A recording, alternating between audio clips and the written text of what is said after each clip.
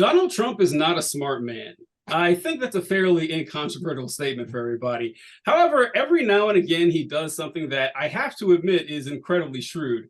For example, his decision to not participate in the Republican primary debates. Him putting as much distance between himself and this absolute dumpster fire was the best decision he has made his entire life. You cannot convince me otherwise. Now, people, I want you to listen very closely to this because I do not say this lightly. Last night's Republican debate was beneath the dignity of Donald John Trump. It just was. Like, it was I just, a man with 91 federal indictments like would lose credibility if he showed up to this debate. It was just what I saw, like the grim spectacle that I beheld was just it was somehow like mind-numbingly boring, but incredibly captivating at the same time. I have a lot to say about this, but I'm going to go ahead and throw it to John and see what your thoughts were of it, and we can just kind of bounce off of that. What do you think of what you saw, man? I had a very similar thought where I was watching the debate and I was like, this feels like watching preseason football. Like the things that are happening, yeah, it's technically a debate, but it doesn't feel like any of this counts because the real players aren't playing. It felt like, yeah, no, the political media, they're going to talk about it and we're going to talk about it. But like, honestly, nothing any of these candidates says. They're just fighting for who's going to take second place to Trump at this point. I think that Nikki Haley has an outside shot.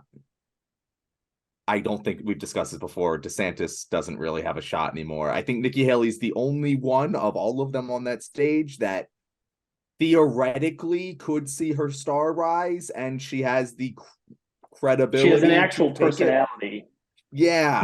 True. Yeah. And so like, if any, like that's the only like real takeaway. I had several takeaways, but the only like this actually matters takeaway is Nikki Haley could possibly be that next name in the ring. But Dan, what'd you think? Remember when Ron DeSantis started really putting himself out there, announced his cringy run saying, let's make America Florida. And everyone's like, no, we actually don't want that. That's not, we didn't actually ask for that. Even Floridians make fun of Florida. He was supposed to be the de facto person that could beat Donald Trump. And then it became clear that he also had no personality. And I don't think people realize that political nows, whatever acumen or intellect or education you may or may not have, it all comes down to the Riz. And one thing that Donald Trump does have is the no give a damn attitude about anything. And like you said at the beginning, that Tony, the fact that he didn't show up to the debate because it was beneath even his dignity was a key point, I think. It's like he knows he doesn't have to because they are so far behind. I mean, he's neck and neck with Biden in almost every poll, and he hasn't had to do a thing. The public, the base, everyone has already presumed that he is going to be the nominee. And if the Democrats think otherwise, they are fooling themselves. They should be preparing for the race with Donald Trump and doing everything they can to prepare for that inevitability. It's Thanos, okay? With orange small hands. They need to make a smaller glove, but it's Thanos. He is inevitable. It's absolutely true. What do you think, Desmond? I don't know if Thanos is a great analogy. Thanos had a plan. Donald Trump, not really the big plan now, I was just thinking about the inevitability. The inevitability. Not really the plan kind of guy. There's two things I took from this debate. One is that it's most likely over, but there's a chance it's not. And I think the only chance is if the Republican establishment comes around the same way the Democratic one did in 2020, kind of like everyone dropping out, coalescing around one person. That one person might stand a chance. Might. Big emphasis, might stand a chance. Otherwise, yeah, this is a done deal. No one is separating from the pack. No one can seem to rise above 20%. Like, no one's really grabbing anyone's attention. The Republican Party is the party of Trump. It has been for a long time. That has not changed. These people more or less deluding themselves into thinking it was going to change. But hey, they gave it their fair shot, whatever. The other thing that stuck out to me and this is something that I thought was worth noting, is that this is the second time consecutively that people are openly advocating for drone strikes and military intervention into Mexico. Now, I personally, as somebody who's looking beyond this debate and just think like what's going to come in the general election, that honestly worries me. That is like something that the Republican, seems like an orthodoxy is more or less consolidating around, this idea of going to war with Mexico or going to war in Mexico. Very troubling, and I think they're more or less trying to normalize this before they eventually go ahead and do it. And I think it's something that we should probably be talking about a little bit more like in the months ahead, as this just keeps coming up again and again and again. You say you will send special operations to attack the cartels in Mexico. So, this means boots on the ground, drone strikes? It means special operations. It's how we deal with our terrorists. And what you need to do is understand that Mexico's not being a good partner if we lost 75,000 Americans last year. Mexico's not being a good partner if they're letting the cartels get away with what they're getting away with. What we will do is we will make sure that we send in our special operations, and we will take out the cartels, we'll take out their operations, we'll take out anything that's doing it. It's kind of like there's danger there. I was going to say there's a danger in that kind of rhetoric, but I feel like at this point, kind of like the dog chasing car thing, they are literally saying anything that they can that is inflammatory or ridiculous to try and compete with the magnitude of Trump. I just think back to the debate he had with Hillary Clinton, where they were calling out him evading taxes, and he just said, "You let me do it. You and your rich friends, your rich donors too, let me get away with this," right? And he wasn't afraid of that. And yes, he's done some absolutely crazy stuff. Did you use that $916 million loss to avoid paying personal federal income taxes? Of course I do. Of course I do. And so do all of her donors, or most of her donors. I know many of her donors. Her donors took massive tax write-offs. But you mentioned the Mexican drone strikes and war with Mexico. I feel like they're saying all of these things as to be like the next level of crazy that they can be. Like, who can out crazy the next candidate? Meanwhile, like you said, if they were to all coalesce, say around Nikki Haley, who has a personality, is a somewhat rational human being, they would actually have a chance against Trump. I think. I think.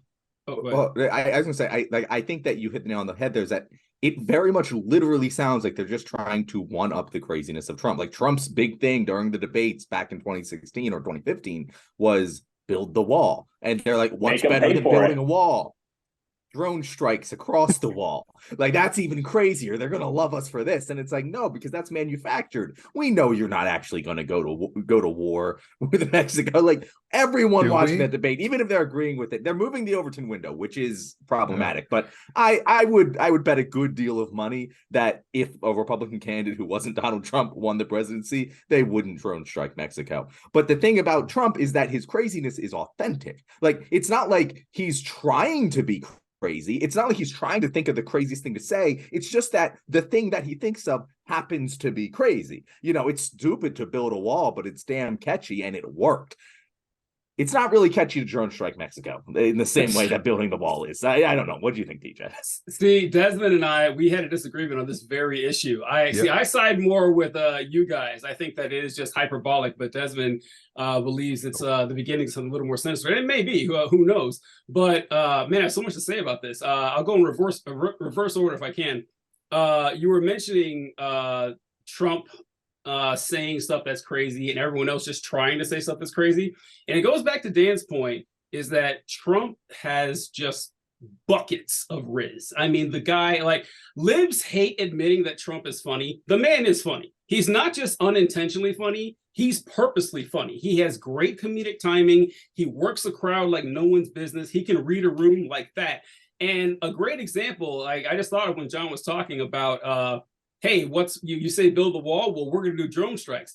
And do you guys remember this when Trump ran and someone was criticizing his idea about the wall, how the wall wouldn't work? And Trump's response was, the wall just got 10 feet higher. Hilarious answer. A great fucking answer. The former president of Mexico, Vicente Fox, he said today, and I'm quoting him, he said, "I'm not going to pay for that effing wall."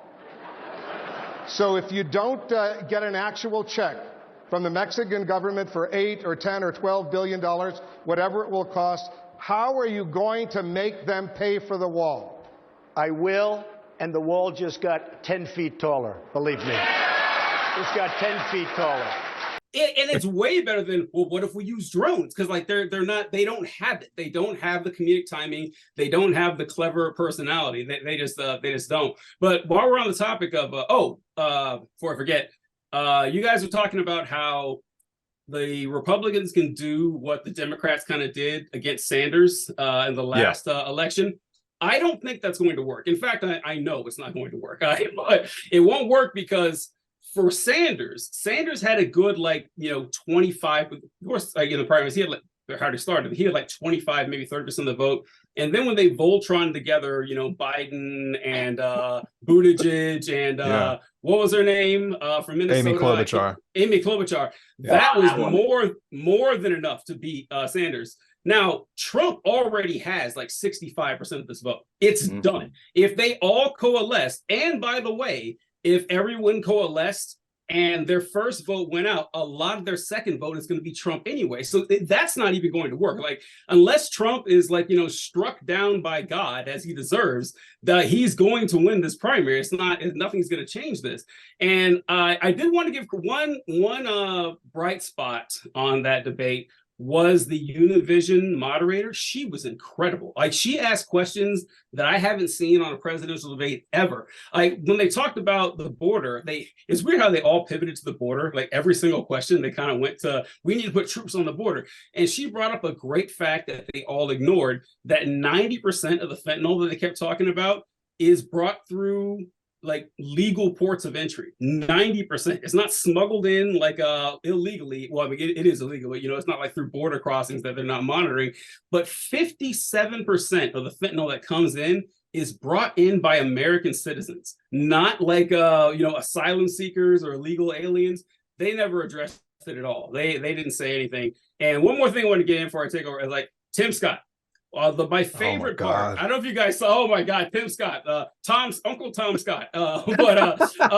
Tim Scott was saying that, the Black community, we survived slavery, we survived Jim Crow, we survived all discrimination. But the real thing that broke the Black community was Lyndon Johnson's Great Society. And it's this is something that conservatives cannot stop saying. If you ask them, hey, when was it good for the Black community? Invariably, their answer was before desegregation. It's always that answer.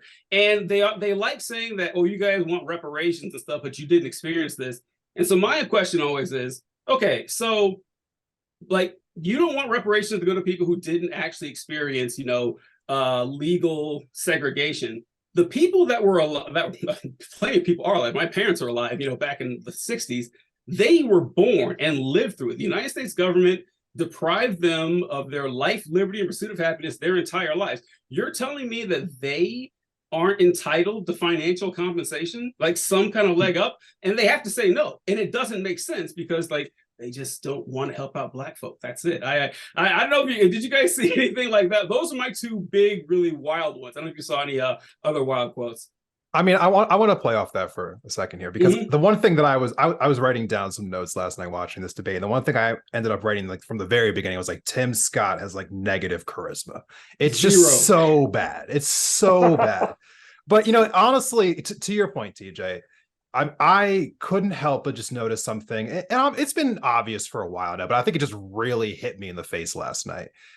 The amount at which that all these people were distorting the truth or just flat out lying about what was going on, it just shows me that it's not just a Trump thing anymore. This is the current Republican Party.